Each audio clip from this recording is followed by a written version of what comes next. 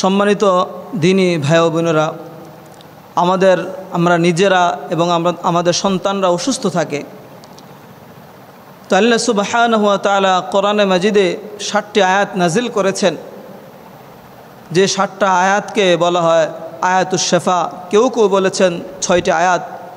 আমরা যদি ওই 6টি আয়াত পাঠ করি আর পাঠ করে পানিতে ফু দেই এবং ওই পানিটা আমরা পান করি, তো ইনশাআল্লাহ আমাদের যত রোগ আছে আল্লাহ সুবহানাহু ওয়া তাআলা ভালো করে দিবেন। তো আমরা 60টি আয়াত একে একে আমরা জানব। আল্লাহ সুবহানাহু ওয়া তাআলা বলেন, আউযু বিল্লাহি মিনাশ শাইতানির রাজীম, বিসমিল্লাহির রহমানির রহিম, ওয়াশফি সুদুর কওমিন মুমিনিন, يا أيها الناس قد جاءتكم موعظة من ربكم وشفاء لما في الصدور।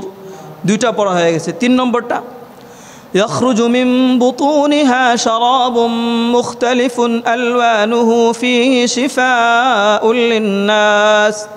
4 নম্বরটা, وننزل من القرآن ما هو شفاء ورحمة للمؤمنين। 5 নম্বরটা, وإذا مرضت فهو يشفين। 6 নম্বরটা, قل هو للذين آمنوا هدى وشفاء। 7 নম্বরটা, وإن يمسسك الله بضر فلا كاشف له إلا هو।